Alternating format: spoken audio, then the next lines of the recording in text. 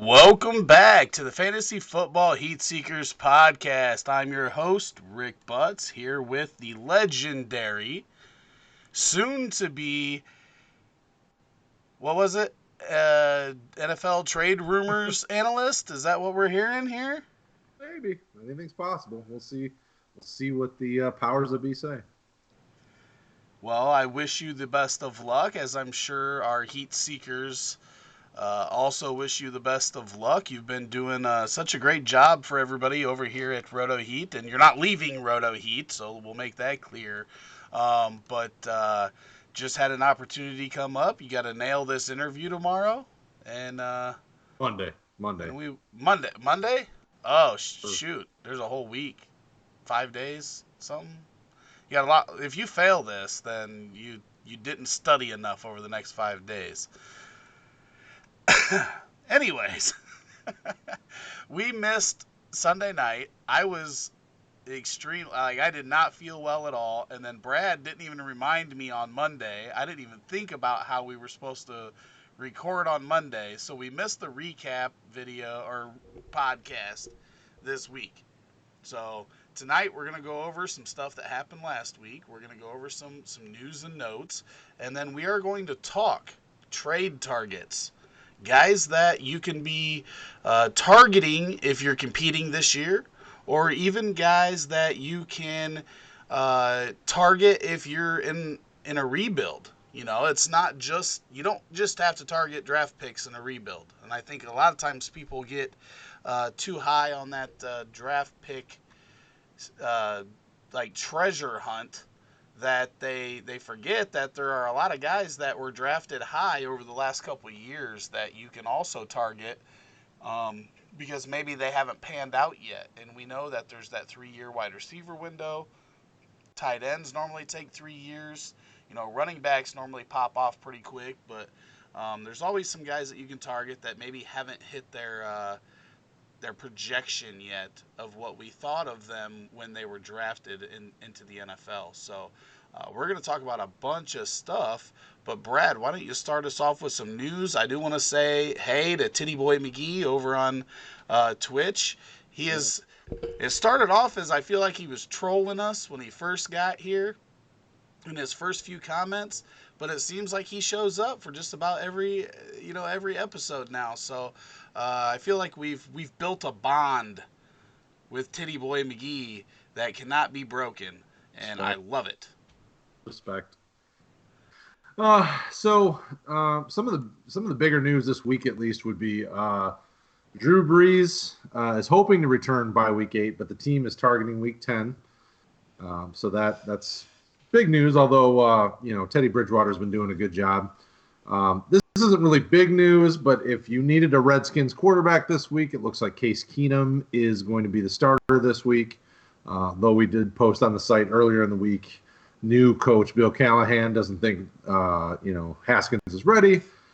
From the Giants side, they've ruled out Evan Ingram, Saquon Barkley, and Sterling Shepard for week 6 against New England, which is going to be brutal for the rest of that team. Wayne Gallman as well, right? Wayne Gallman is still questionable, but they've definitely ruled out those 3, unless you've seen Gallman something. I thought I seen Gallman was out, but I'm not. I will double check right now so we give out the right information here. Yeah. So give check me one that out. second and I'll check that out. Yeah, there's another piece. So once you find that, let me know. 49ers offensive tackle Mike McGlinchey is out 4 to 6 weeks. So, Joe Staley's already out, and now the other offensive tackle's out. So that'll hurt the 49ers run because McGlinchey's done a good job on the right side. And then most of the rest of the stuff is minor bits and pieces for the most part, at least this week. What are you seeing on Gallman? Anything? I'm trying to look. I could have swore I got a notification that they ruled him out. So I'm still searching. So I will find that. Yeah, the other part of it is the Chiefs have added some offensive line help. They signed veteran Stefan Wisniewski. He was a pretty solid center in the league over the last few years that he's been in there. So that'll help them out. Wayne Gallman is out. Okay, so Gallman is out as well. So the Giants are really going to be hurting. not like they weren't facing the Patriots and they need all hands on deck or anything. Well, But and I do want to say too that there's a big, like, if you have any of the receiving options in this game, you have to watch the weather tomorrow. There's oh, yeah. supposed to be this hellacious storm coming in to New England with 90% chance of rain. There's been rumors of up to 1 to 2 inches of rain during the game. Winds steadily at 25 miles an hour with up to 40-mile-an-hour winds. So No, if you have Edelman, Gordon, Dorsett, any of the receivers that end up playing, because it seems like every receiver in this game is questionable. You have to watch that weather. You may have to sit those guys, and I guess if the wind's in the right direction, it might help for a long bomb. But I mean, if it's raining that hard, I've even heard rumors that it's possible this game doesn't even get played tomorrow. So uh, that's rough. we'll have to keep an eye on that weather, and keep an eye on our Twitters, Facebook, anywhere, and we will make sure to put out that news and remind everybody where that's at. I do want to say. Our boy over on Twitch said he was never trolling us. He was always coming to show some love. And he said, our bond will never be broken. It's so good to be reunited with family, with Uncle Rick and Poppy Brad. So uh, Hi, we Poppy. love it. We love it. Yeah, We absolutely love it. yeah. We only have Uh, one other piece of news that we haven't really talked about, and that would be Zay Jones getting traded from Buffalo to Oakland. So, I will say, what do you say about that? well, one, I'm. It's not like I'm all of a sudden high on Zay Jones. I am more willing to take a chance on Zay Jones, just simply for the fact that he ended up getting buried in Buffalo, and we have seen some guys leave Buffalo and then their value goes through the roof. I don't know that he's as talented as even Marquise Goodwin, or he's definitely, I wouldn't put him in the same category as Robert Woods, or even a little higher up, Sammy Watkins. So I don't necessarily think that he's going to just all of a sudden blow up, but there is an opportunity for targets in Oakland, because after Tyrell Williams, as receivers go, there's no other options, and Right. I'm sure they don't want to give Darren Waller 12 targets every week. So they really needed help at wide receiver. I don't know if it's going to pan out to be anything, but I did take a chance on. I actually did just acquire him yesterday, or maybe it was today, where I traded Larry Fitzgerald for Zay Jones and a late third. So, I mean, I think he's worth a shot. He was somebody that I was going to mention in the trade target section, especially if you're rebuilding, which is in my case was what I was doing. He's worth to take a shot on. This guy was highly touted. A lot of people really liked him coming out, and it just did not work. He had some drop issues. He had some, I think there were, our boy Kevin Kloss would know more because he's a Buffalo fan, but. I don't know if he said that the team grew sick of him, so I don't know if he didn't practice hard, or if he didn't know the playbook, or if it was drops or whatever it was. We know he had that psychotic episode in the hotel or whatever that one night. Um, but he's worth a shot. Oh, absolutely. I mean, he's only 24, and obviously crazy can deal with crazy, so Gruden should be fine handling him. Uh, it didn't hurt. I mean, what do they have to lose? I mean, their receiving core was weak. I mean, that's Real Williams, the hard knock superstar Keelan Doss. They traded for Trevor Davis. I mean, without Antonio Brown, they're doing okay, but they really needed to get some help there. So, it's a smart move. I mean, what they send like a fifth round pick over to Buffalo Yeah, and I for? and So, it was a 2021, I believe. It yeah, wasn't I even think a so. It wasn't even a 2020. So, yeah, I mean, I definitely think Oakland, they had to do something. I think they're more pretenders right now than contenders. Um, Sure. Gruden probably thinks they're higher than they than they really are, but they still had to do something, because if he does pan out he can help you now and a little bit later, down the road as an NFL team, even if he doesn't pan out as a fantasy producer. Um, so yeah, I think that was a good move by them, and he's a cheap option. I mean, I wouldn't pay very much for him, but he's definitely worth a look. Absolutely. PJ wants us to talk about somebody, and now this is a guy that's very highly touted. One Odell Beckham Jr. Mm. He said he is infuriated with the way this has played out, and I think it's safe to say it's not Odell's fault. Um, that Cleveland offensive line has been horrendous. Uh, Baker Mayfield has been horrendous. I'm sure that there's a little bit of that coincides with each other, but then to just put the cherry on top, Mr. Kitchens has not been cooking up very good plays in his playbook. Um, I've watched some of the Browns, and their play calling is about as bad as the Bears is right now. Hmm. Uh It's huh. well, I mean, because it's so hard to. I mean, we've talked about Odell so much since he went to Cleveland. It's like, everybody knew it was going to take time to gel. These were a lot of personalities to try to figure out how to get get all connected. I mean, insert the statement, and it's true right now. I mean, Baker's not playing well. They haven't looked as good as they did as they ended last year. I mean, it was going to take time, and even probably even more than a year. I mean, it'll probably take this season for them to really get on the same page. So maybe next year they really start to hit their stride. I mean, I don't know. It's hard to tell, but obviously you can't lose hope. I mean, Odell is one of the top talented receivers in the league, so give it time. I mean, there's definitely no question that Odell is a top three talent at wide receiver. He may be the most talented wide receiver. It is frustrating that we were so excited for him to get away from Eli Manning, and then he goes and Baker Mayfield's played like one of the worst quarterbacks in the league so far this year.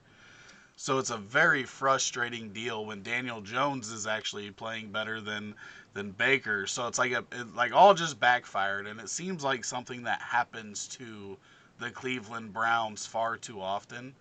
But I think they may have made a mistake with Freddie Kitchens. They should have probably, instead of even going after Odell, worked on that offensive line. Um, because if you have an offensive line there and you have Nick Chubb, like you should not have problems moving the ball. And if you're especially if you're making good play calls. But I definitely think that they have some stuff to figure out.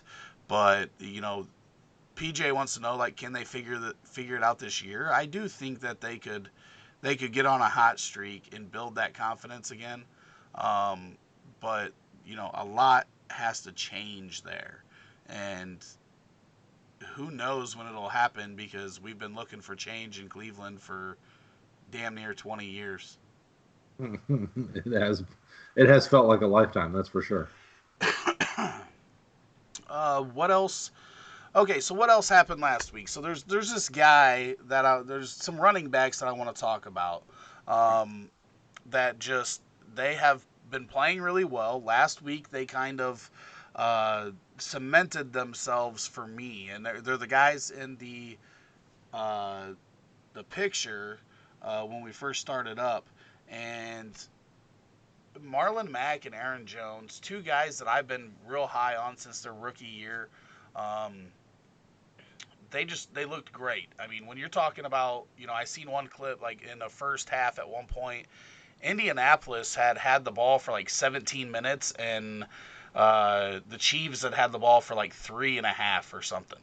And it Hmm. was, I mean, they just slowed that game down, kept Mahomes off the field. I think we actually talked about this Sunday morning because I said I really liked Marlon Mack, even though he doesn't catch the ball a lot. I felt like Indianapolis knew the only way we're going to beat the Chiefs is if we ride Marlon Mack to the finish line.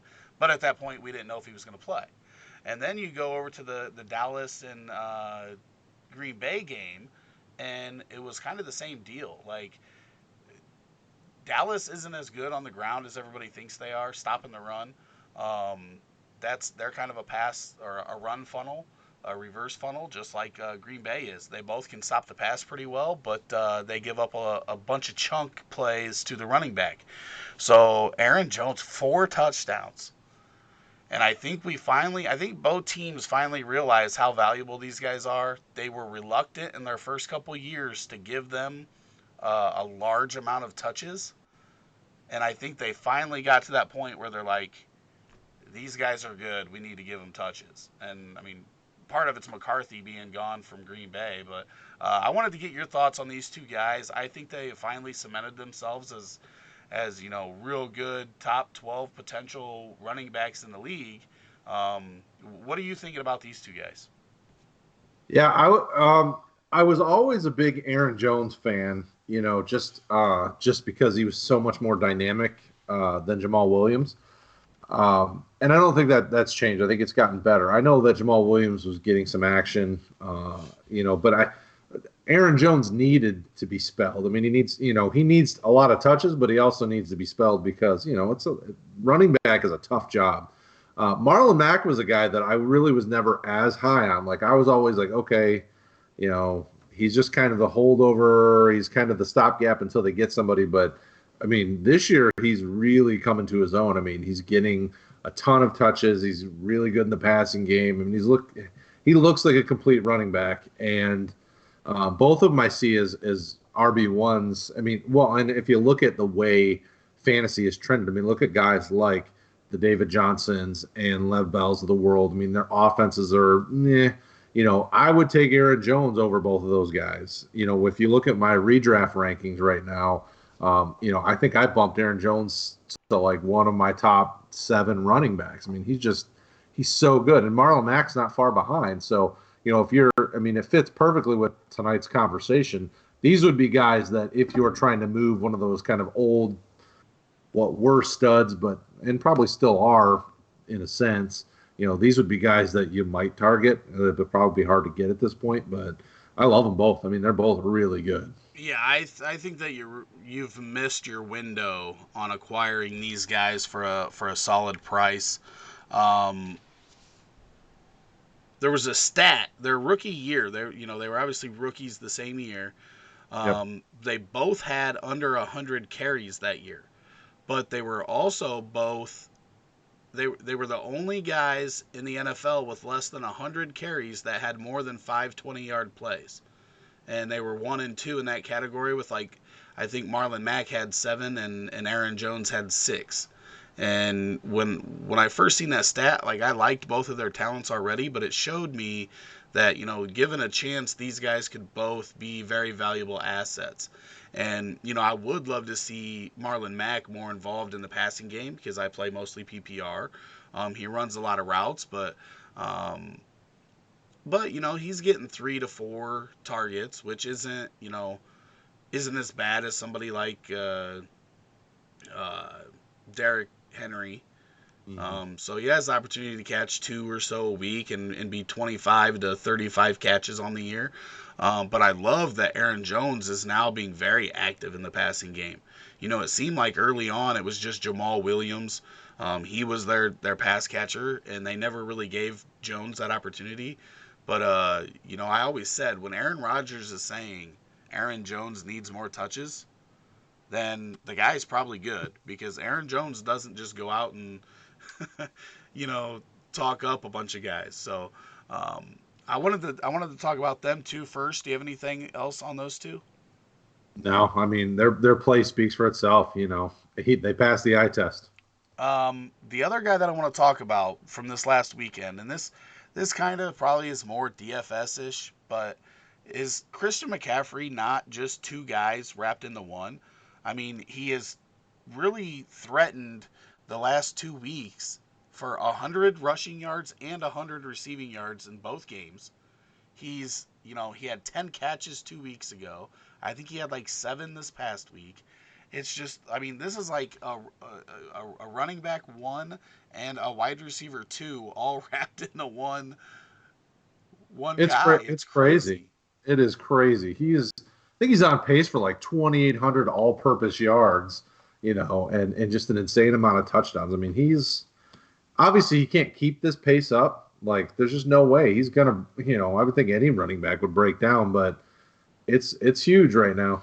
It is so crazy because that was like I was worried about him coming out. Like I thought he was gonna be like a scat back, and I didn't think that he was gonna be a guy that could get 25 touches a game. He is on pace for like 480 touches or something this year, which is not gonna happen. It is gonna slow down a little bit, but it's just nuts what this guy's doing right now. I think he has like I can't remember for certain, but it's either he has 35 more yards than the entire Dolphins team, or they have 35 more than him. Whichever way, it's like he's within 35 yards of the same amount that Miami's had, and they've only played 4 games, but this is just him.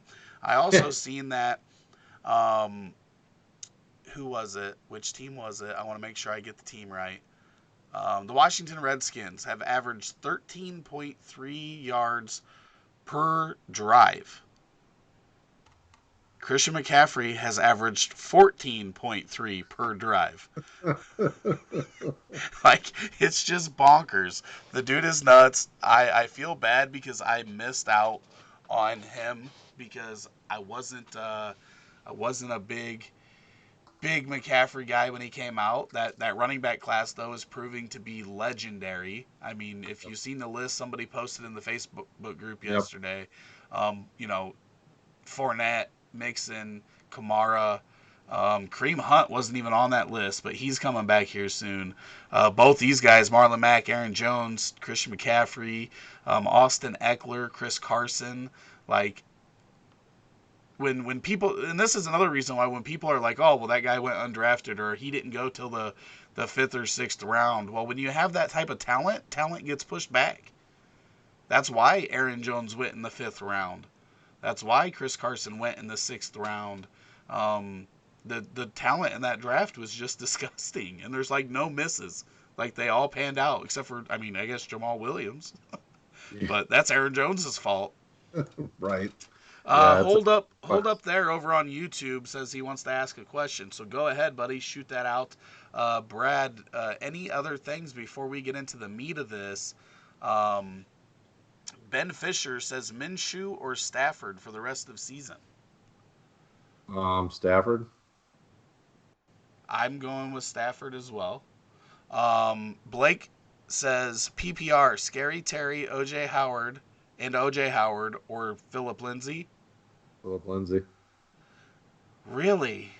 Well, OJ Howard is killing. Well, Bruce Arians is killing me, but OJ Howard is just not. He's as great as he is. They ain't using him. Like, I he's the greatest blocking tight end they've got right now. It's like, this what is good does that do? this is a part where I want to say I told you so because it does come down to OJ Howard running limited routes because he's such a good blocker. Um, and then they don't need him as a pass catcher because Godwin's playing ungodly right now, and then Mike Evans is still out there. He Right. got shut down by Lattimore last week, but he's always struggled with Lattimore. Him and Lattimore have had some battles. I think Mike Evans has only won one of them. Yeah. So man, you know what? I don't know. I'm not big on Lindsey. He continues to outproduce Royce Freeman, which I expected, but I expected that gap to close somewhat this year, and it just hasn't. But I like Scary Terry a lot. So I would probably go the Scary Terry and OJ Howard side. Um, I just think you're going to get more longevity out of Scary Terry. And if anything happens or OJ Howard ends up somewhere else, um, we might get value out of him. So dynasty wise, I probably go Scary Terry unless you're like super desperate at running back. But that's just you know Brad takes one side, I take the other. So you better find a friend you trust and break that tie. um, Okay, hold up there says, what do you think about Josh Gordon and Brandon Cooks' injuries? Are they serious enough to make them miss this week? Well, one, we did talk already that there's a big storm coming into New England. You might not even want to play Josh Gordon no matter what. Right. So keep an eye on that weather tomorrow. I mean, they're talking 25 mile per hour consistent winds and 40 mile per hour gusts with a torrential downpour of 1 to 2 inches during the game. So you got to keep an eye on that one. I Plus, he's don't know questionable enough. anyway. Well, yeah, I mean, plus he's questionable, but I don't know enough about the Brandon Cooks injury to know if they're going to keep him out. Yeah, I mean, I what think I've seen. everybody assumes he's going to play. Yeah, I mean, it was a head injury in the game, so he's obviously in the concussion protocol, so he's going to be limited. As if he gets cleared, he'll play. I mean, that's just kind of the way it works with these guys with the head injuries. Well, he's already been cleared. He's not in the protocol anymore because he Oh no. practiced today.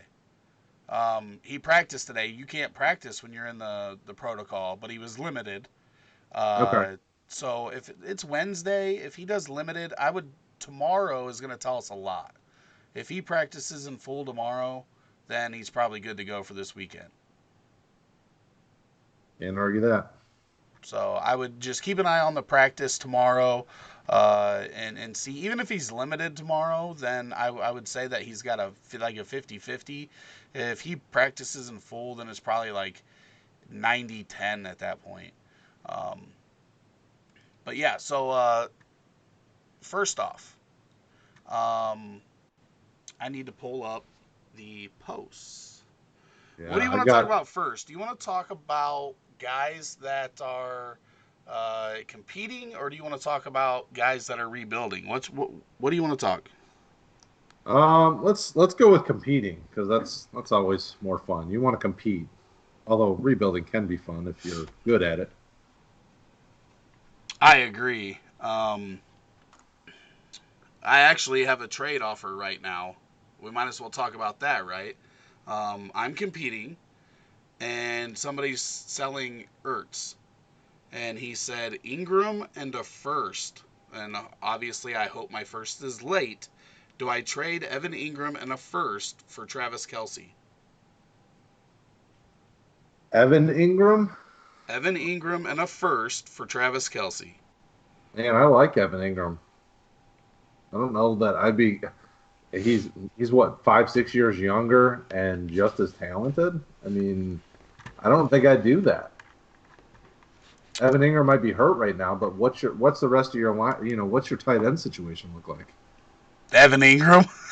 Uh, I do have McDonald, but in Vanette, but I mean, I'm not confident in that combo. I can't trust Uh, them. so It'd be fine if they had a capable quarterback, but who knows? Who knows if if Mason Rudolph remembers where he is still? Oh well, he definitely doesn't remember where he is. He's probably gonna miss a couple weeks with that concussion. Poor guy. Uh, so yeah, I mean, man, that's a tough one. I don't. How can you survive with trying to stream a guy like McDonald for a few weeks until Ingram gets healthy? Because it's not expected to be a long term thing. That's a lot to give up for Kelsey if you're thinking long term, like 2 to 3 years. Because Kelsey may not be tight end one in 3 years at his age. Yeah, I don't know. I have to look more into it. It literally just came through in a message. I said I'd be interested in Kelsey, and that's what he came back with in a message. So The I will first I have. would be a problem with, but Ingram, I'm like, oh man, that's Yeah, but I've always thought tight ends pretty replaceable. We can be. see the overall variance of it from year to year. I mean, look at the list this year compared to last year. Like, it's it's it's crazy. But with Hill coming back, maybe it opens up the field for Kelsey a little bit more, and that offense has more upside than the Giants does. So if I'm really going for a championship, then Kelsey's definitely a better option for me this year and probably next. Obviously, past that, then Ingram's definitely the better option. But Right. um, something I'll have to mull over after we get done with this pod and look into. But um, Okay, so that's a competing trade that we're kind of what we're looking at. But like Kelsey's a guy at tight end that I'm looking at in spots where I either need to improve or Ingram, being hurt, and that offense just being overall inconsistent. Hmm. Um, that's a place where I would like to upgrade. And Kelsey is a guy that hasn't really performed all that well. Not to the norm of Kelsey, but is that because of Tyreek Hill not being there to help open up the field?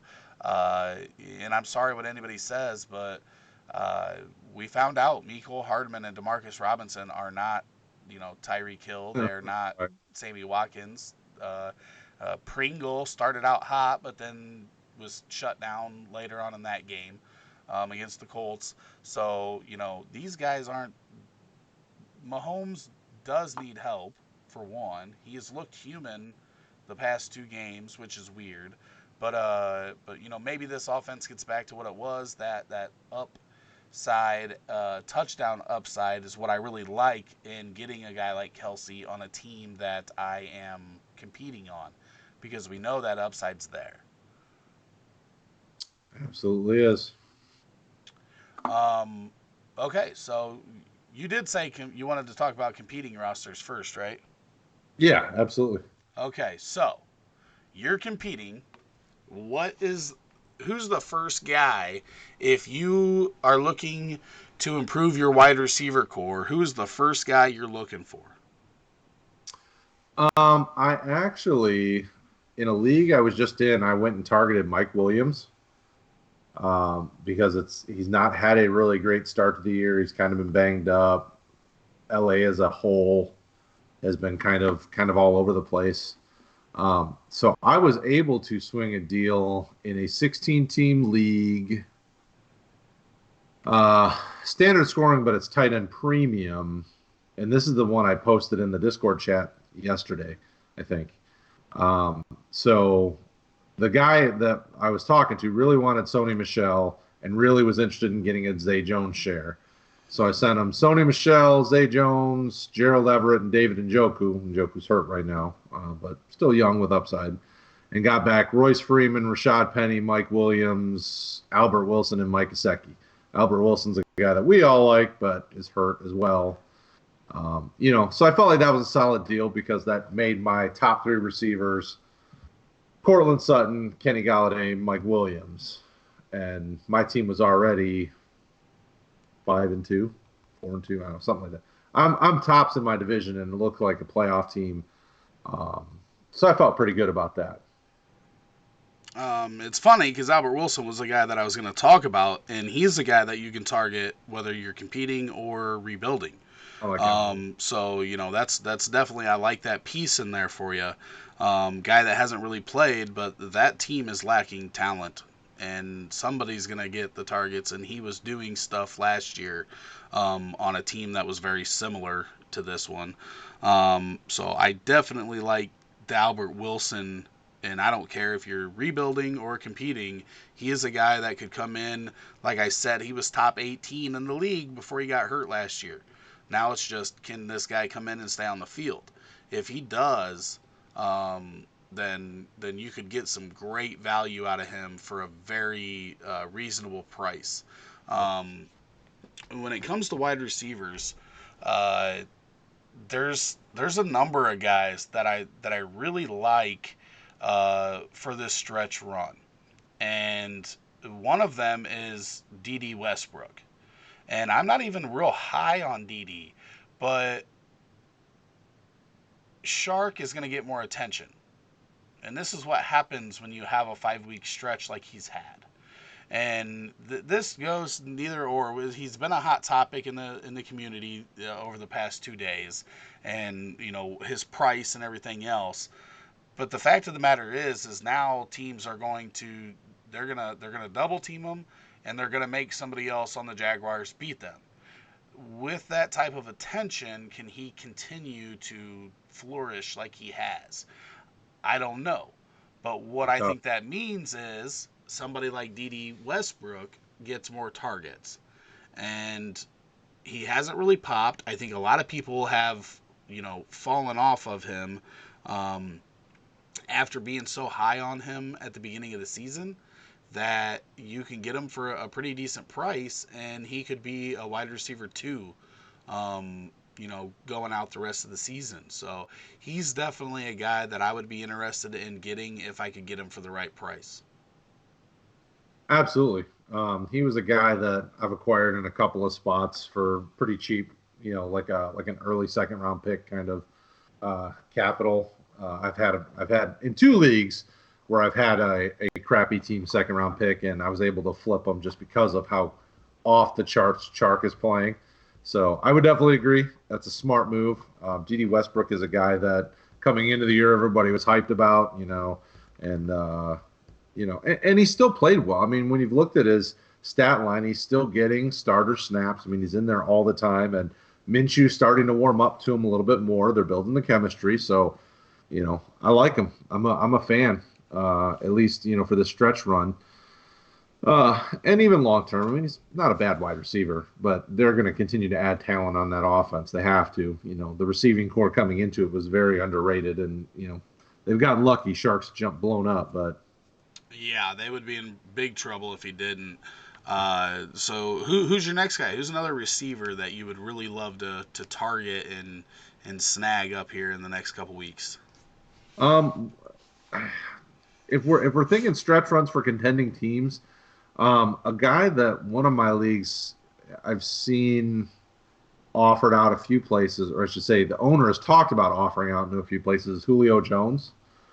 He's older, so if your team is contending, you're going after somebody who might be able to help you now. And I've seen him go for a first in one spot. I'd probably pay a first if I'm a contending team because that's a late first. That's a no-brainer. Yeah, in my mind.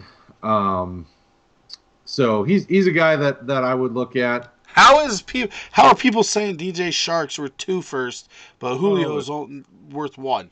DJ Shark isn't worth two firsts. That's It's ridiculous. boggling my mind. My I mind is I boggled. like DJ. I like DJ Shark, and like going into it, our super flex, our '96 team super flex. DJ Shark was one of the guys I stashed on my taxi squad, and that played well for me. But like Shark was one of those. Oh, I was stashing because he had good measurables. We didn't really know what to make out of him coming out of LSU, but like I didn't think he'd be this good. He's not worth two firsts. I would. I don't quite honestly. I don't know that I'd give a first for Shark right now because I need to see him do it for more than 5 weeks against so opponents. It's not like he's taken out the best of the best. So, but yeah, so that would be one guy for me. And he's still one of those high end where most people are asking for more than that. I've just if you can get the owner in your league to sell him for a reasonable price, he'd be a really big help because he's always getting targets. I mean, he's consistent. But he's not a guy that's going to get you for the long haul. He's probably only got a few more good years left in him. But what about you? What's another guy that you're interested in? Um, AJ Green. Is he going to play football this year? I think that I think that right now in dynasty leagues and in redraft especially, that his price is so low that even if you did trade for him in dynasty, like I don't think he's going to retire. Like people have said that they think he's going to retire. I don't think that's going to happen. He has been like light jogging, but then we've also heard rumors that Philly's interested in him. The Patriots are interested in him. Who else did I hear? There was another team that was interested in him.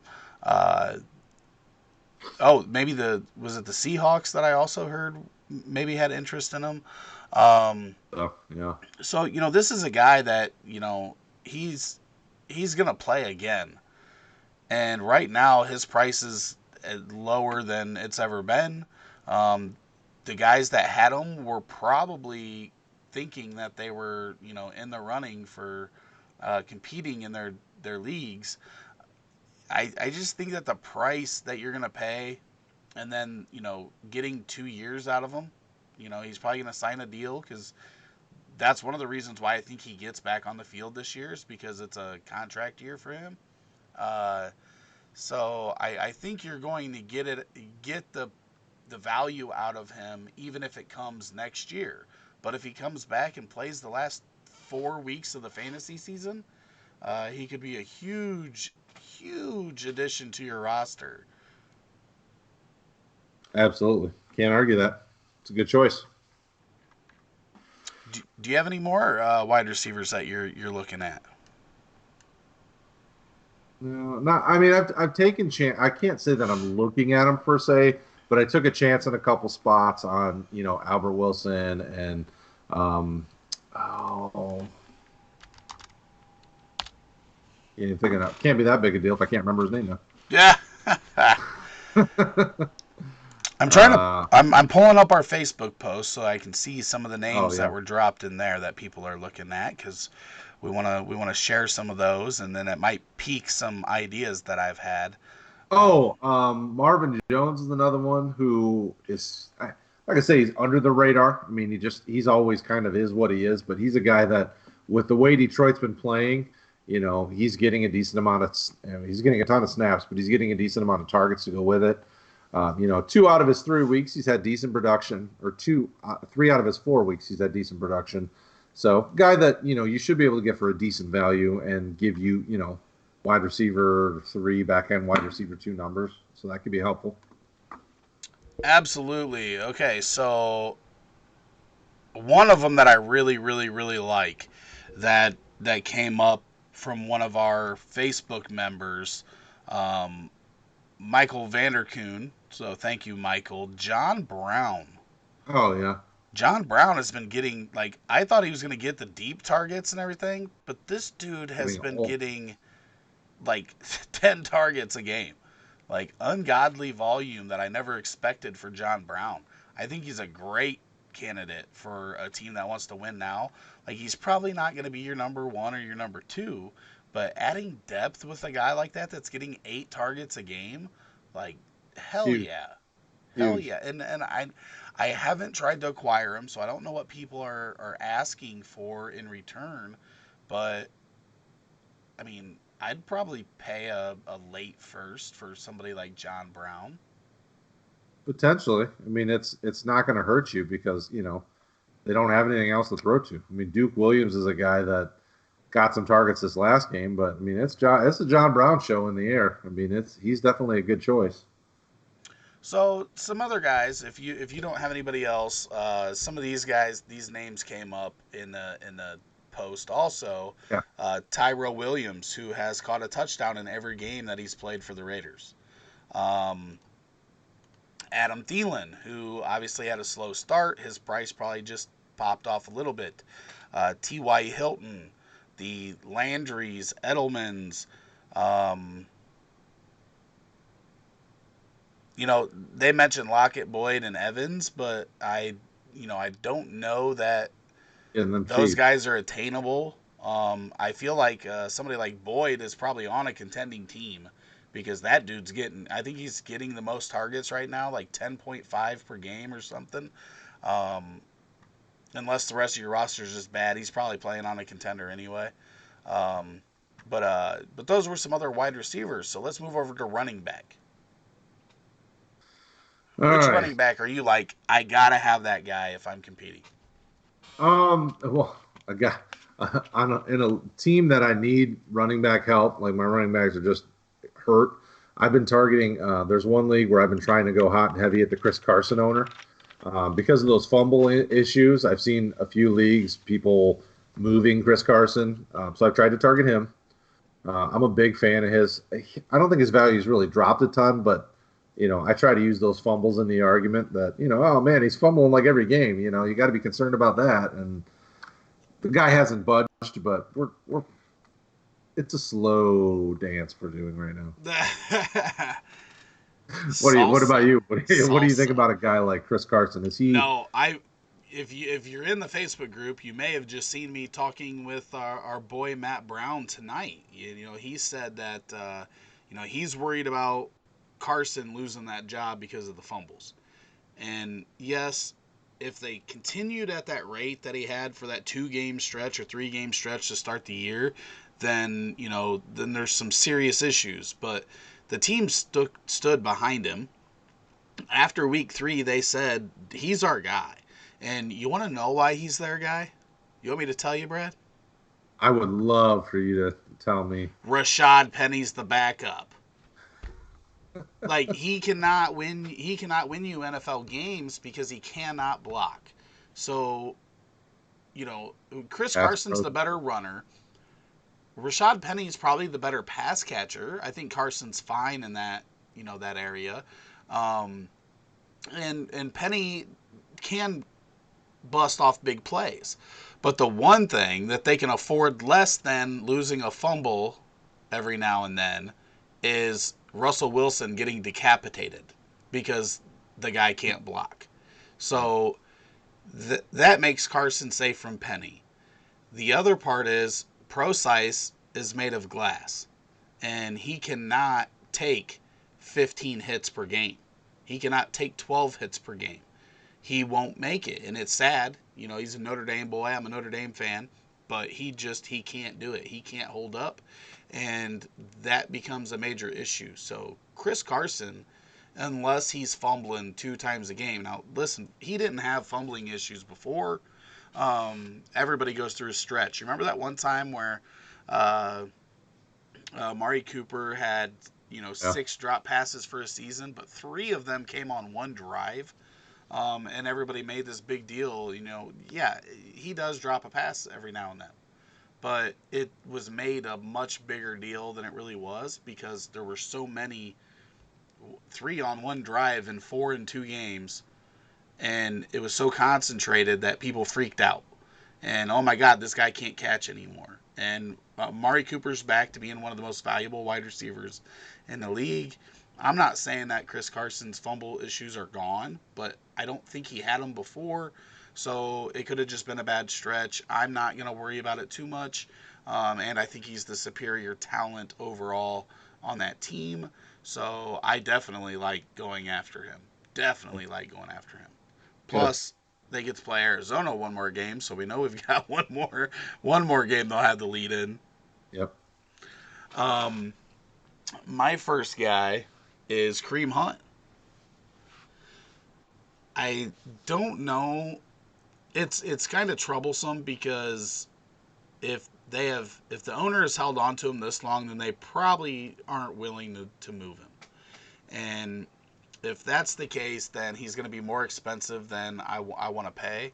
But I fully believe that he's going to be the starting running back for a team next year. So in Dynasty, definitely have no problems going out and buying him. Um, I think that he is definitely going to be involved in this offense because right now they're struggling. So when you're struggling this bad, what do you do when you get a talent like Kareem Hunt back? You incorporate him somehow. I mean, look at what San Francisco's doing right now with 3 running backs. To tell me that Cleveland couldn't do that with Chubb and Hunt Right. and turn this thing around because their defense isn't playing well, but a big reason is because their offense is 3 and out all the time. Bad. So if they can get those 2 guys going in a similar fashion, I mean, look at how much that helps the 49ers defense.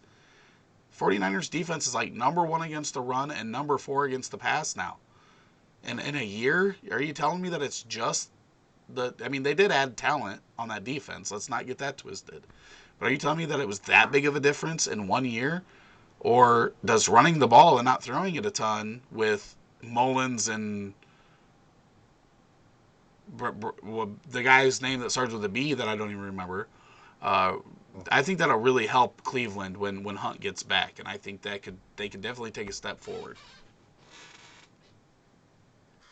Yeah. I mean, Hunt's a guy that in this goofy massive deal I did in one of my 16 team IDP leagues, he's a guy that I got thrown in on a trade this week and kind of excited. I mean, I really don't know what to make about Hunt's long term value.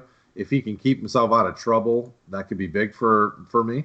Because he is such a good running back when on the field. So, and Who the else you next, looking at? I'm about to say the next guy that I'm looking at, I don't know if this is like a huge take, but Matt Breida over in San Francisco. there's one league where the Matt Breida owner is possibly selling him to me for a pick and a player type situation. But the dude he just keeps producing. No matter who's in the backfield with him, if he's healthy, he's getting action. Like Tevin Coleman and him continue to split carries, and he continues to outperform Tevin Coleman. When Raheem Mostert's in the game, he gets more carries than Mostert. He just seems to continue to produce, and there's value in that backfield that if you're trying to go for a ship this year, he could be a nice, back to support if you're going for him, you better have somebody ahead of him he's not your guy, but he's definitely someone that can give you some value on a week-to-week basis that shouldn't be terribly expensive.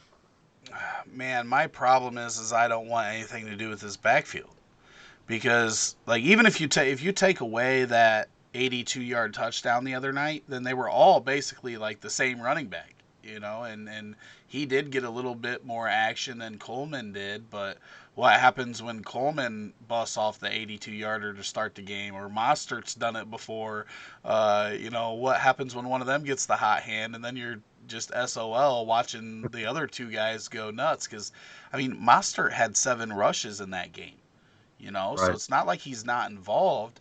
If he's the hot hand for the night, then I don't think Shanahan goes away from that guy. And it worries me. But at one point, it was, obviously the first play, he busts off 82-yard touchdown. And then at one point, he had 10 rushes for 111 yards.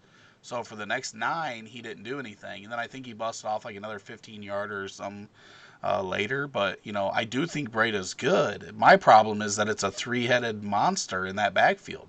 And it is when one of them goes down, then it's Jeffrey Wilson in there. So it's like, I told the guys today, like on Monday when we were, talking about the showdown slate on DraftKings, I'm like, I'm not playing any of them because I don't know which one to pick. And I And don't, that is a tough thing. I, But Breida seems to be at least every week that he's in, he's getting at least 25 to 30 snaps, and in that he's getting a fair amount of touches and receptions. He's a little bit of everything, and that's why I think if you can get him at a discount, he can be a nice flex option for you. But like I said, he's not your starting back, but he should be cheap enough and give you value. It's a better return on your investment.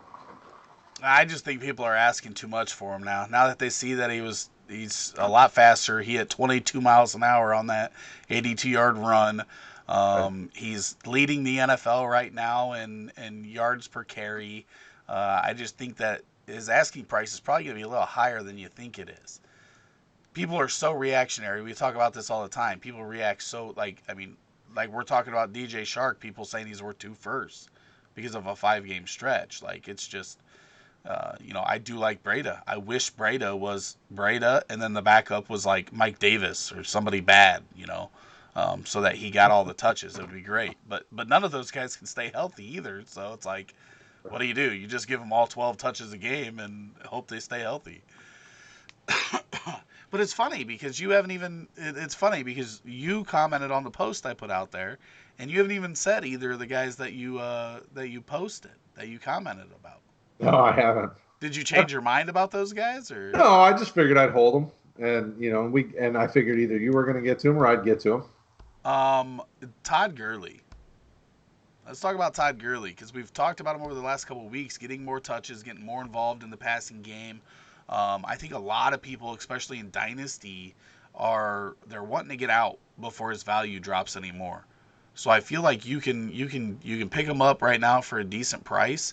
And I'm the kind of guy where like if I think I'm gonna win a fantasy championship, the payoff's worth it for me to even if he loses, even if he retired after this year. If he got me a championship this year and won me some moolah, I wouldn't care. I'll just go into rebuild mode and have some fun rebuilding my team because that's about the most fun I have playing fantasy anyway. Um, so Todd Gurley's the guy I'm targeting right now, really, really hard. Yeah, the thing for me is like the way they're using him, like he can still have value, and his knee injury. I mean, you could still see him play in the league for another 3 years and still have. I mean, I they've got him on such a snap count. It's like, dude, this dude should be. I mean, he looks still explosive when you watch those games. Yeah, I keep want to say, like, I don't even know if it's an injury, Yeah, right? arthritis Like, really. It's just kind of a degenerate. It is what it is. yeah, I mean, and it's just a pain management thing. So, Right. like, it's not like there's structural damage in there. Maybe the tendonitis was, from when he did have some, he did have a knee injury in college, and I think he had one early in his career that wasn't as severe. So maybe it's from that, but it's more of a pain management thing.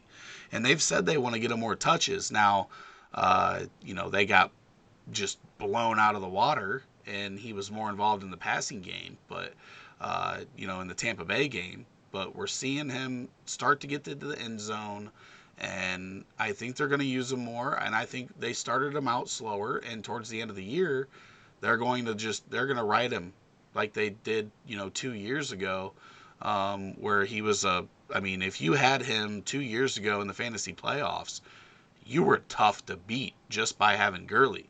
So, not that it'll be that good, but even 75% of that, you're in a pretty good spot. So, I just think that people are so low on him now. He hasn't put up great numbers this year, and I think you can get him now. And they're talking about getting him back to the 25 touch range. Could pay off big time. Be huge. Yeah, for sure.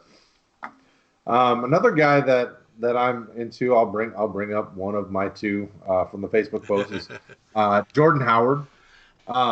They you keep hearing rumblings like they want to give him more action, and mostly because he seems to be the only one that's really consistent for him.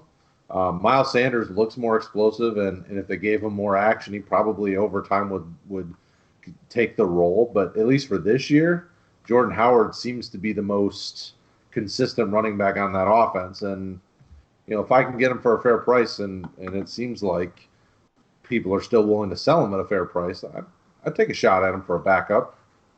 I definitely like the Jordan Howard play. I mean, this is a guy we're talking about that was second to Gurley and Elliott since he came into the league in rushing yards. Like, he is the best runner on that team. He's one of the best runners in the whole NFL. The knock on Howard has always been, can he catch the ball and can he be used in that sense. But this is an offense that has a lot of touchdown upside. And when we look at the past couple weeks, Howard has been finding the end zone. And if he's finding the end zone, then think LeGarrette Blount, New England 5 years ago, 4 years ago, whatever year that was, where he didn't even have very many touches. He didn't get any work between the 20s, but just the the touchdown volume that he got made him a guy that you could start. And Howard is more dynamic. He's going to get work between the 20s. I mean, he's probably going to get 15 carries a week. He is a better runner than Miles Sanders is. You are right. Miles Sanders is more dynamic. He can do more in the passing game. Um, but you know what you get with Howard. Like, if you need those tough 2-3 yards, he'll get it for you. And I think that's what Philly needs right now. So he's going to continue getting action. Howard is cheap though, and I definitely think he's a great depth piece on any fantasy team. Agreed. Agreed. What about you? What are there any other running backs, or do you want me to bring up my last running back? David Montgomery.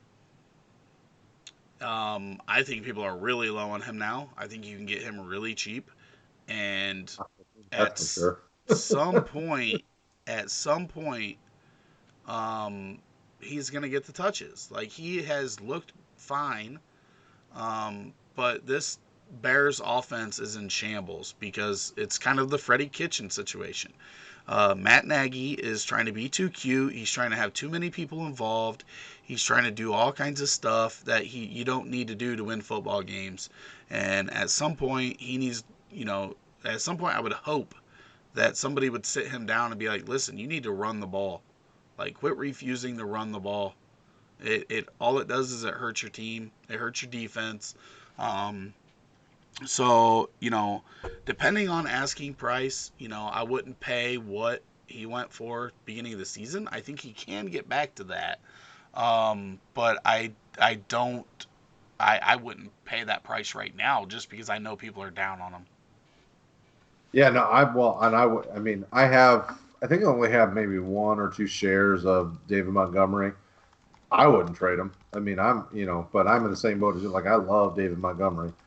I mean, yes, Chicago's offense as a whole has looked kind of haphazard at best, but he is their best running back. I mean, you can tell. You can see it in every game. The dude, I mean, he's showing his skills from college in the NFL, shedding tacklers, making guys miss. I mean, it's only a matter of time before that offense clicks again, and he just explodes. And with the games that they have, he has a lot of those opportunities coming up. The next three games are going to be a little rough. After the bye week, they got Saints, Chargers, and Eagles. Then after that, they've got plenty of games where they can run the ball. They got the Lions, I got the Rams, I got the Giants, I got the Lions, I got the Cowboys, I got the Packers, Chiefs. All those teams are allowing a decent amount of running yards. So I could easily see. I would agree that is a smart move if you're trying to make a run at a ship this year, because he'll probably look a lot better in the second half of the year than he has the first half. Yeah, it just comes down to touches there. So why don't you tell us about your last guy, and then I'll go over some of the guys that were mentioned, and then we'll get on to the guys that we're buying if we are rebuilding. Yeah, the other half of San Francisco's running backs that we've talked about, so Tevin Coleman, um, he continues to kind of be up and down with the injuries, but when he's in the game, he's still obviously splitting touches. If I can get either of the running backs from San Fran at a reasonable price, I would get them for depth options. There's one league where I'm trying to talk to the Jordan Howard Tevin Coleman owner because he's 1-4 right now. So I said, hey, I need some depth at Oh, running that's where back. that came from. You're trying It to you're is. trying to grab them both in one league.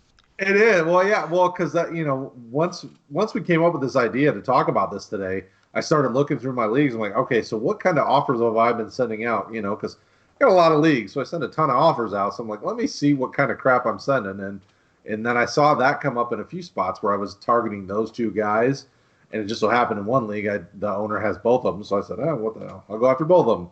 Tevin Coleman. I mean, obviously the same issue we have with Breida, we'll have with Coleman. You know, they're continuing to split the carries up a lot. But Tevin Coleman is dynamic. Obviously Kyle Shanahan has a history with him. Loved him in Atlanta. He loves him now. I mean, as soon as he comes back from injury, he gets right back into the fold. But he has opportunity, and opportunity is a big deal as you get close to the playoffs because injuries happen, and you got to be careful. And you got to add as many options as you can if you're a team that's trying to get to the championship. So, if you can get them at a reasonable price, I jump all over them. Yeah, like I said before, it's basically the same story as Breda. If it was literally just them two, then I could be on board with either or. I think Breda's better than Devonta Freeman was in Atlanta, and obviously Coleman's Coleman. So if it was just them two, I feel like we could have that same dynamic, and maybe even possibly better than the Atlanta duo for those couple years. Uh, but then there's that guy Raheem Mostert who doesn't go away and is fine, does fine when he's plugged in. So it's like I hate that there's three of them. If there was only two of them, I would be acquiring either or. Right now, I mean, I have Monster on a lot of rosters, so I hope one of them gets hurt so he gets back into the mix. But um, I just it's so hard for me because I know that I'm gonna plug him in, and then it's gonna be I'm gonna plug Coleman in, and it's gonna be a Breda day, and then the next week I'm gonna plug in Breda, and it's gonna be Monster day, or I'm gonna sit him and he's gonna go off, and it's so frustrating. I wish there was only two of them, and they could both be valuable every week. Agreed. Okay, so Josh Custer says Chris Thompson he likes for running back depth, for cheap running back depth. I don't know what depth is. Um, let's see. Yeah, that whole Washington offense is just a little, and it's tough to trust. Well, it's fine So for depth. I think it's fine for depth because the beauty of a guy like him, Chris Thompson is that Washington trails all the time, so he can catch a bunch of passes. Uh, oh, one other guy that I wanted to talk about real quick. There's not really a whole lot. I mean, some people say Aaron Jones, Connor, Mack. I think, all those guys are expensive. Cook, especially. He did say these are his all in options. But somebody said Hyde, but I'm going to go the opposite of Hyde, okay? Because the other running back in that backfield has actually been superior. Um, Duke Johnson's averaging over 6 yards per carry. He literally has like 2/3 of the yards on half the carries, on less than half the carries. Um, and he hasn't been utilized in that passing game yet. I think he's going to get more involved in right now. I bet people will just give him away. So it's a cheap one. It's a flyer. But I definitely think that he gets more involved. He's a better running back than Carlos Hyde. And Carlos Hyde will get the red zone no matter what, but they've got to utilize him more. He's averaging like 6+ yards per carry, but he only has like 32 carries. But people would say, well, that's a small sample size. But when you look at Duke Johnson's career, he's only averaged under 4.6 yards per carry in one season, and that was last year where the usage was sporadic. Yeah, yeah. I like Duke. I've got him in a few spots, but we need more. We need him to get more carries. I mean, he's such a when they traded for him, we expected him to become a monster, and Carlos Hyde's only ruined it. Yeah, well, we also didn't expect them to add Carlos Hyde. But I will say that the one thing is that he's going to be almost free. I don't think anybody at this point is. I think if you offered up a second or possibly a third, people would be willing to get off the Duke Johnson train. It's not going to work on me, but Oh I man, think in a lot of spots you're going to be able to do that because people are just fed up. So wide receiver. Did we talk about wide receiver? We did talk but about wide yeah, we receiver. talked about wide receiver. Now we're Um, going over if you're rebuilding. well, first off, we need to talk. If there's a quarterback, let's say that right now let's say you went into the season with Roethlisberger, Breeze, and Foles as your three quarterbacks in a super flex, and now you're sitting and you're really struggling. You need one more quarterback. Who are you looking at adding for down the stretch? Um, Probably a guy like Matt Ryan. He is just You don't super have to sell consistent. Matt Ryan. Yeah, he's just super consistent. But Matt Ryan's a guy I would go after. He's actually a guy I traded because I am rebuilding. I traded him to a contender that was in dire need of quarterback help. Yeah, dude's won over 300 yards every game so far this year. So definitely a good one. I think that Breeze, if you think he's going to come back, is another good one. We don't have to sell Breeze. Uh, Looking at other options, the Baker Mayfields and the Mitchell Trubisky's, guys that averaged 17, 18 points per game last year, that would put them in top 12 this year.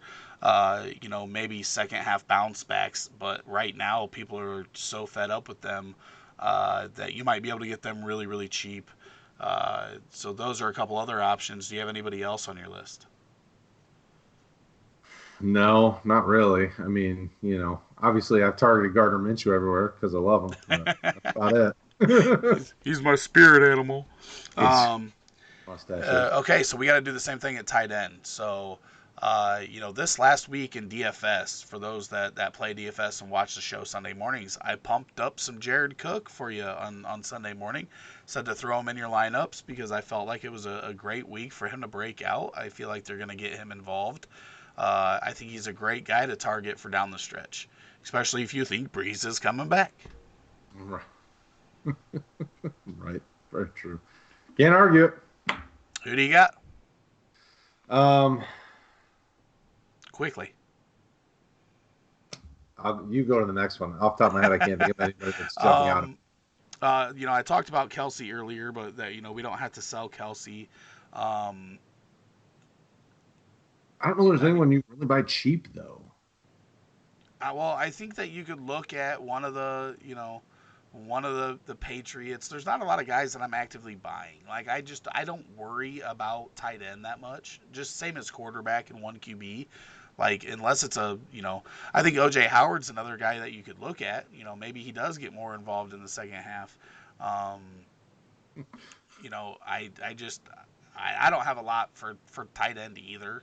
Um, Herndon is somebody that was mentioned quite a bit in our little post here. Delaney Walker was somebody that was mentioned in our post here. Uh, you know, Maybe even a guy like Burton from Chicago, cheap. Rudolph.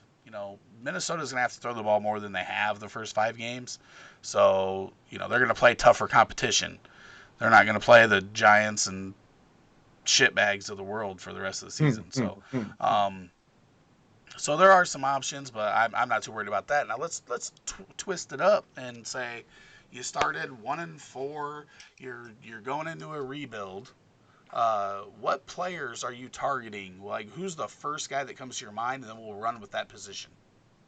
Uh, if I'm in a rebuild, well, I am in a rebuild, and Kareem Hunt was my target. Like, I wanted to take a stash at him and see what happens for cheap. So I would say let's start running back. Um, he was actually part of the deal that I was talking about in the IDP chat today. So I did this massive deal where I sent the guy who needed a quarterback. I sent him Matt Ryan, and Marvin Jones and a few different pieces. And part of what I got back was Kareem Hunt. So he's a guy that at 24, I got to think that he's a starter somewhere next year, and I think he that'll be absolutely huge. is. Too much talent. Too much Yeah. talent.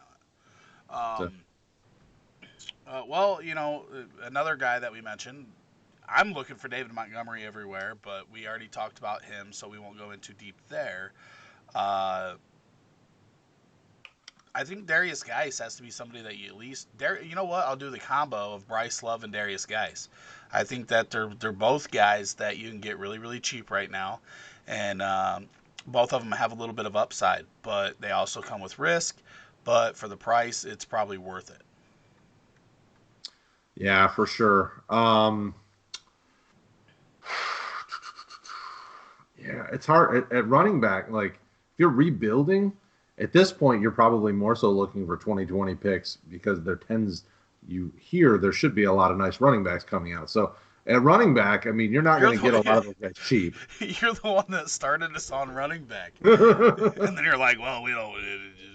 Well, I'm looking Uh, over kind of what's out there. I mean, you're okay. a lot of your young running backs you're not going to get unless I there's a care. completely agree because running backs are the first thing to go when I'm rebuilding. So I don't normally target those guys, but there are a few guys that I think are free with upside.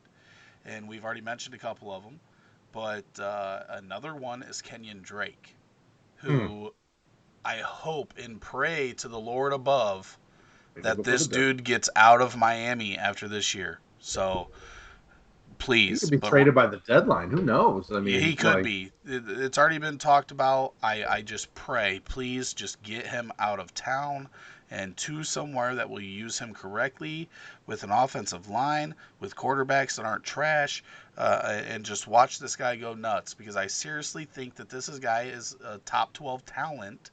I don't know if he can touch the ball enough times to be a top 12 fantasy asset consistently, but mhm. he was running back 14 last year on limited target or limited touches. I want to see him play somewhere else so bad. Um, One other guy, Alexander Madison, and this is probably especially if you're a guy that has Dalvin. Dalvin Cook, you could probably actually look at him whether you're competing or rebuilding. But he's looked pretty good in some short stints. And then I'm not as big on him, but Devin Singletary is another guy who didn't get a lot of wear and tear this year. Maybe he'll be coming back soon and get some more action, but maybe just an option there. So let's move on to a position that we actually want to target when we Can I are throw one rebuilding. other name out there? Oh I'm not yeah, sure how I feel about him, but it's kind of he's a guy stashed as Brian Hill from Atlanta. He's kind of a big back that they drafted in like I think the fourth or fifth round. And with Ito Smith's injury history and Devonta Freeman's injury history, it seems like a matter of time before the guy gets something. I didn't really care for him coming out of college, but the opportunity seems like it could be there. So just a name to watch. Nobody exciting, but somebody that might have some value. Yeah, I don't disagree there. I definitely don't like either of the running backs that Atlanta has right now. So I think That's kind of why. they're definitely a team that either could use somebody like Hill or they could be in the market for a running back in next year's draft. But Agreed. they paid Freeman so much money. I said as soon as they made that deal, that was the worst deal that I had seen in a while. That was such a bad deal for them. Okay, wide receiver. This is the fun one because when I'm in a rebuild, what I do is I'll have like 4 running backs on my roster. I'll be starting guys like, last year in one rebuild, I started the the third string running back from Chicago that never he touched the ball like twice or something. Yep. Because like I don't want to waste running back years in a rebuild. Like give me the first and second year guys when I'm starting to, after I get all those wide receivers, let me draft the running backs and use them for their first 3 years rather than, like last year I had somebody like Nick Chubb and basically wasted a year of his career on my bench. So I didn't really think that I would compete this year, so I immediately traded him for Amari Cooper.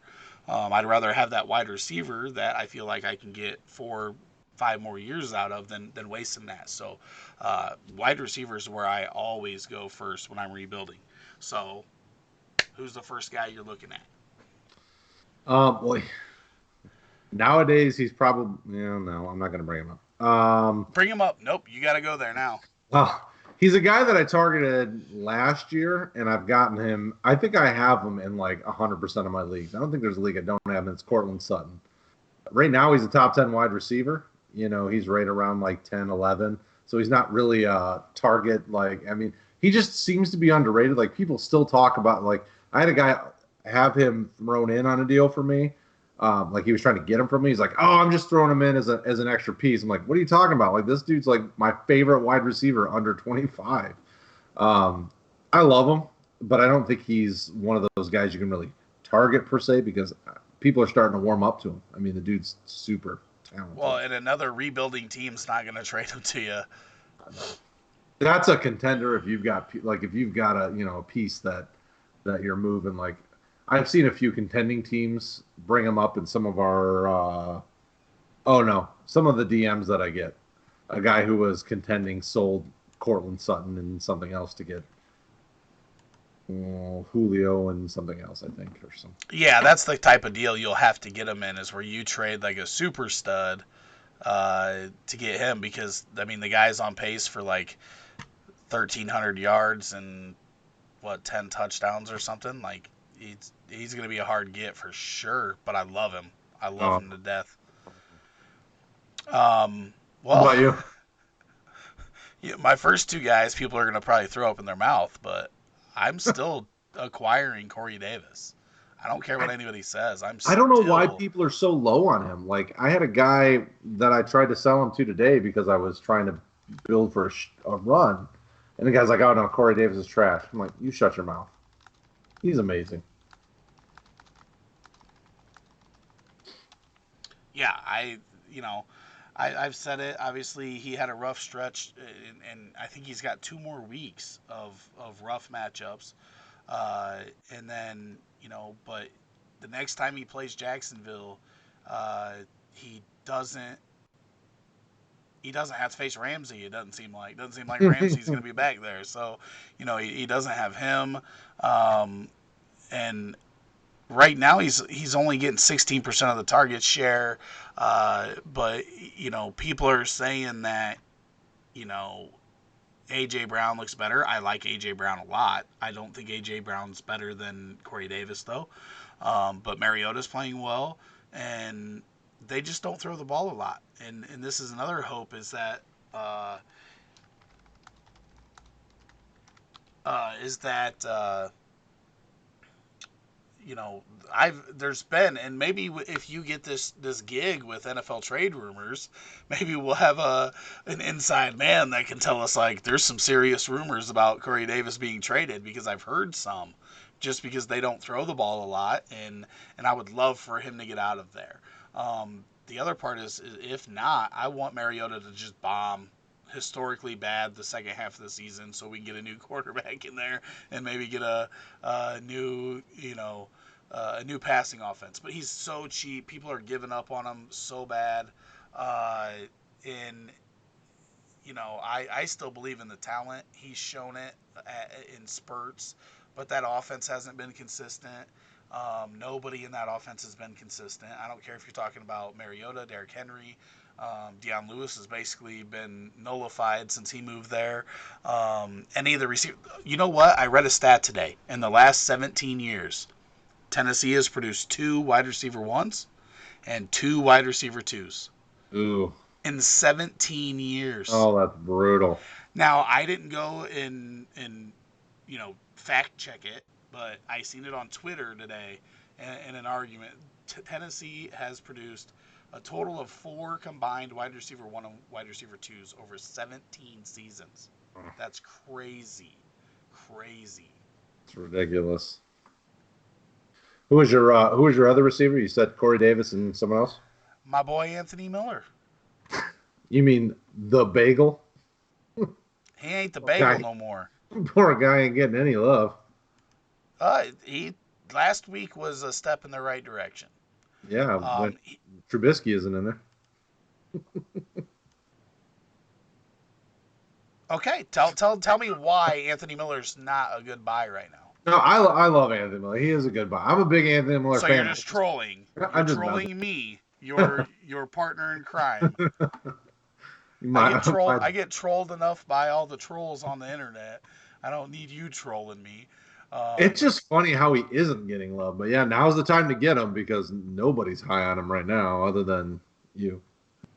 That's definitely not true. If you look at the really sharp fantasy analysts, like every single one.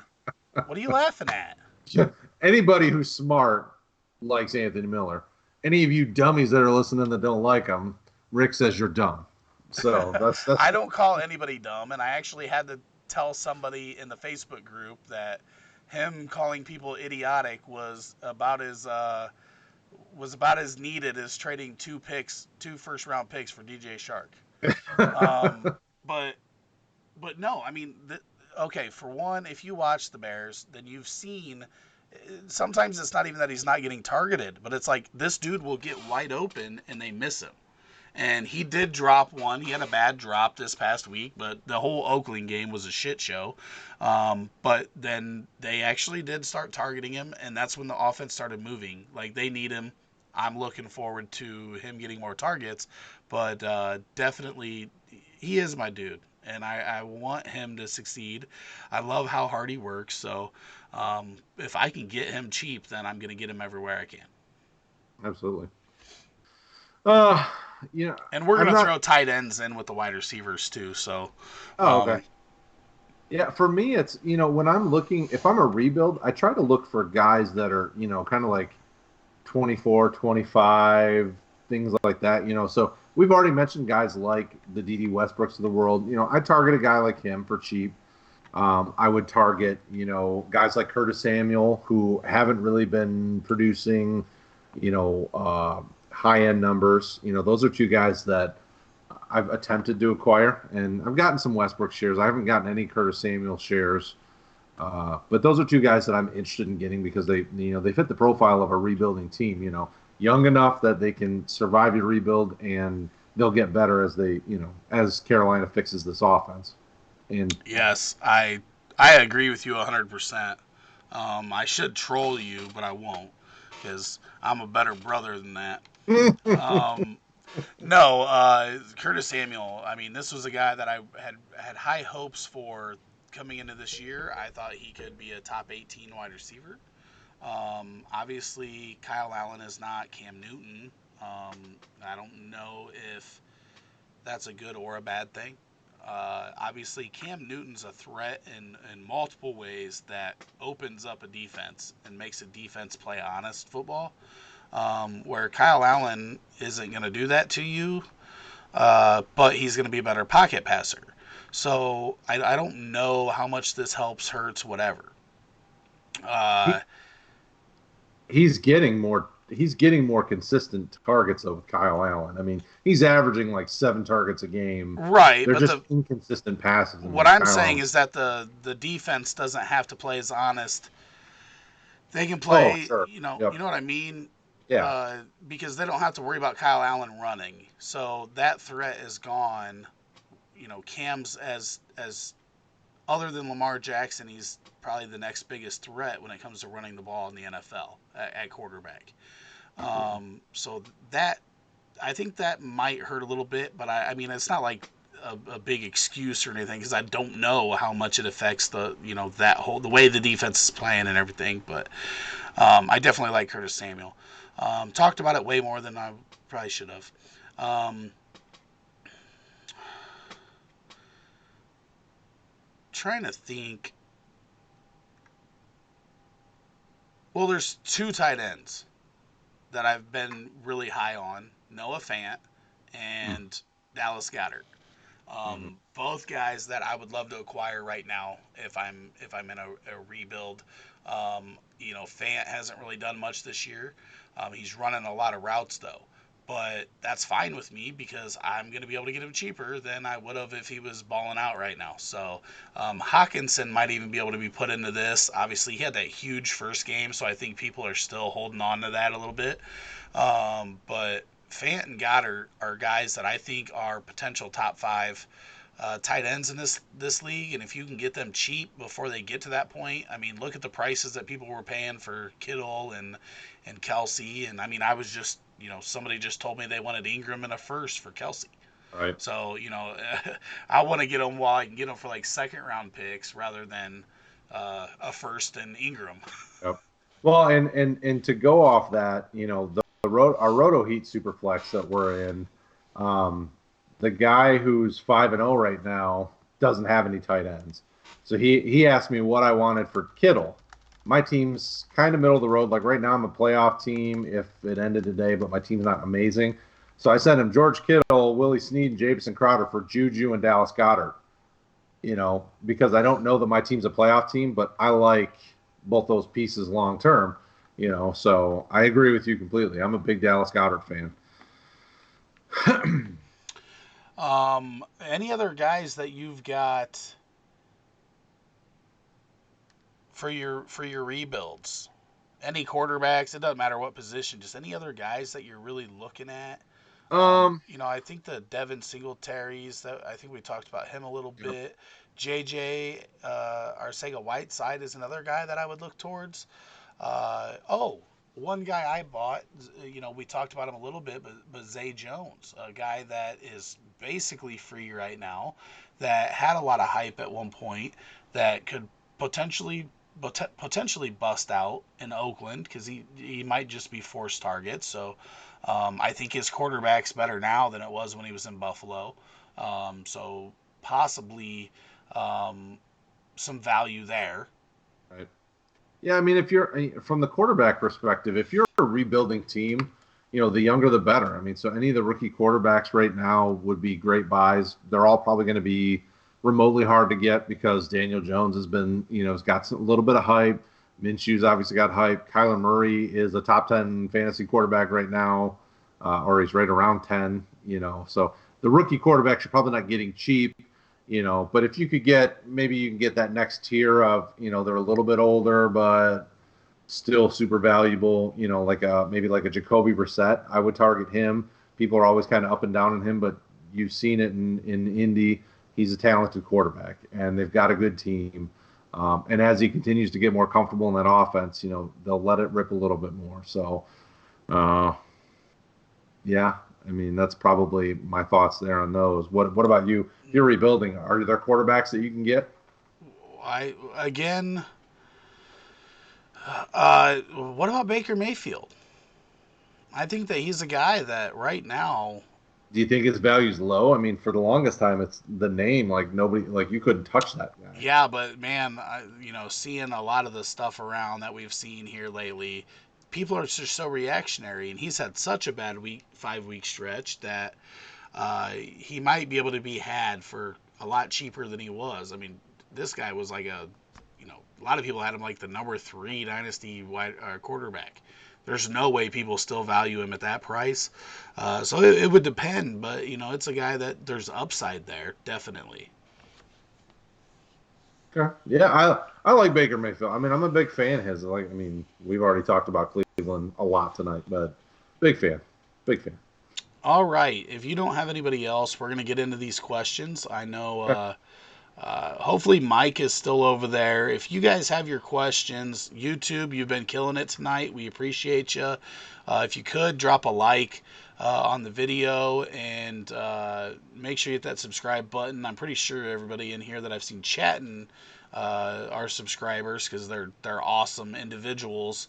But if you have your questions, please drop them again, just because the chat went a little deep, and I want to make sure that I don't miss any of them. So please drop your questions again. But Jaws Whedon over there says AJ Howard is killing my team. That was one of my league favorites. Any glimmer of hope with him?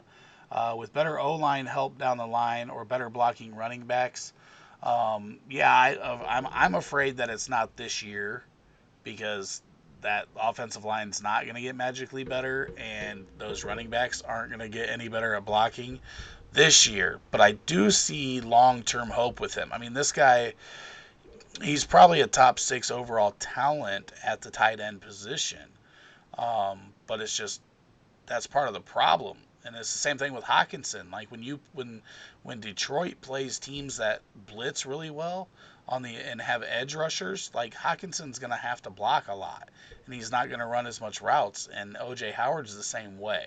So that's always been that's why I liked Ingram better than him coming out, is because when you're that good of a blocker, you just become an extension to the offensive line, and they draft offensive linemen in the top 10 all the time. So if you don't think that they'll use a tight end to block just because he went in the top 10, um, you're wrong, because they will. They just want their offensive line to be better, and if he catches some passes and is a threat in the red zone, then they're happy with that. Um, any other thoughts on that, Brad? No, you nailed it. I mean, he's not a guy that I'm comfortable with this year. And really, while Bruce Arians is there, I mean, this is what Bruce Arians does. I mean, name a tight end that he's had success with.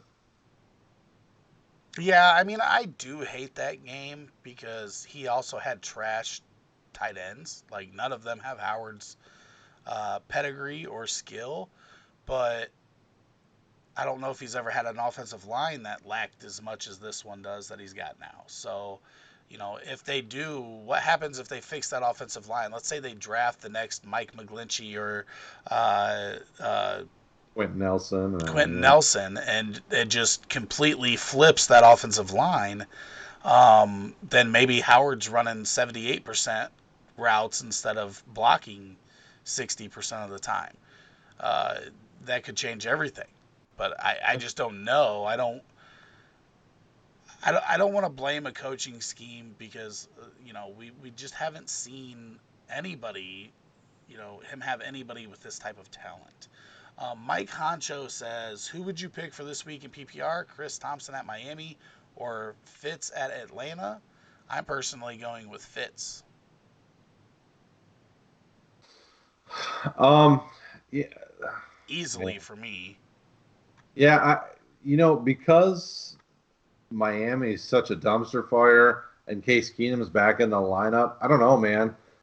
Chris Thompson could have a huge week catching passes. I mean, Miami got Taco Charlton, and he's been averaging like a sack or two a game. So Miami gets after a little bit, so they'll be passing the ball. I don't know, man. That's a tough one. I love Fitz because he just keeps getting it, but I'd probably go to the other side and just say Chris Thompson because AP hasn't done crap in Washington this year.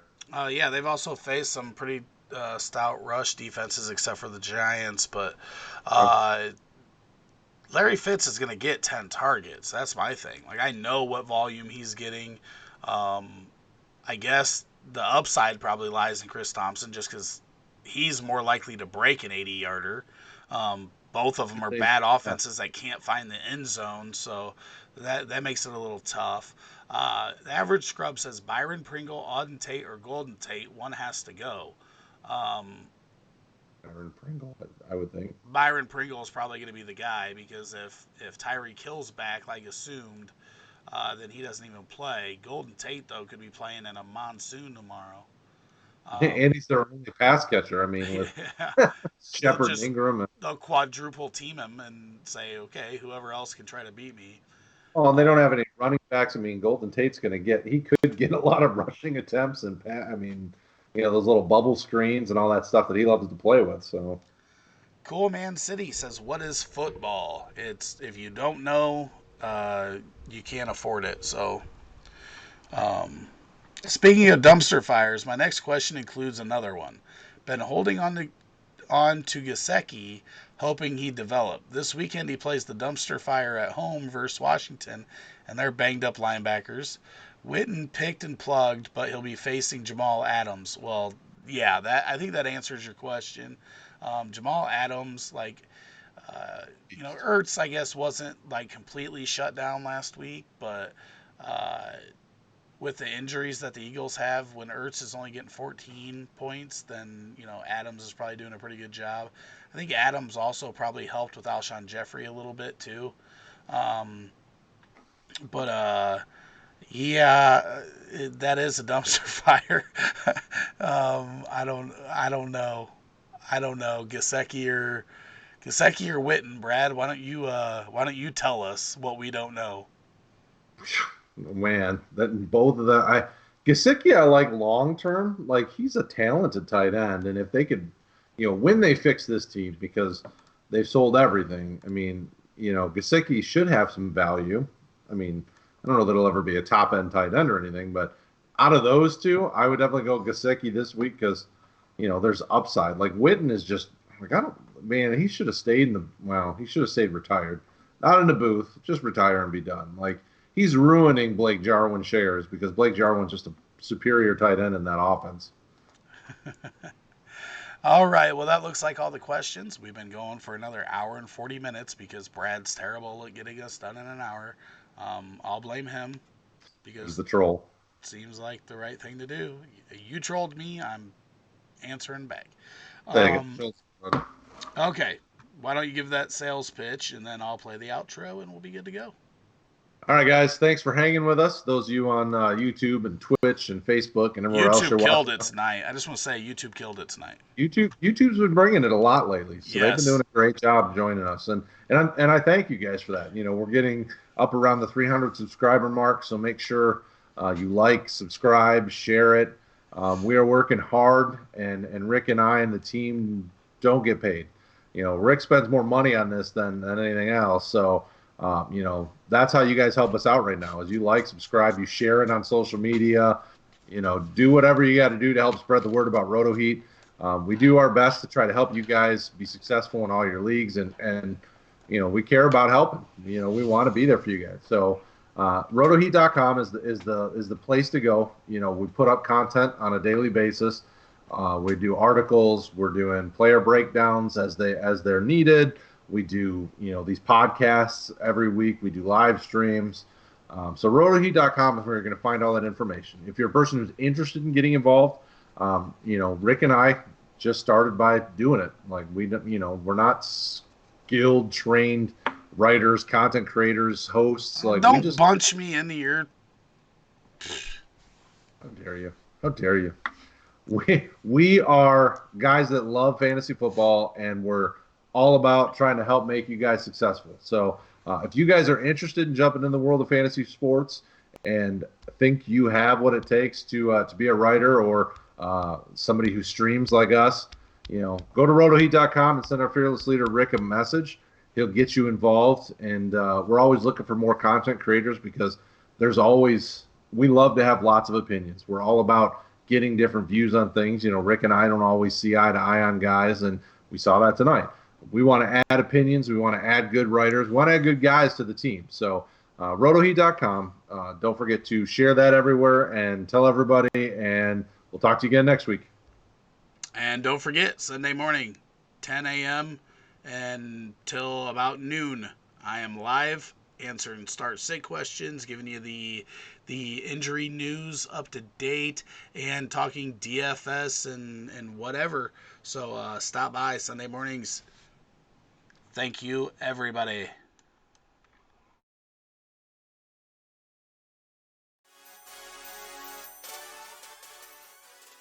Don't forget, make sure you hit the subscribe button and notification bell so you don't miss any more fantasy football content from the rotoheat.com team.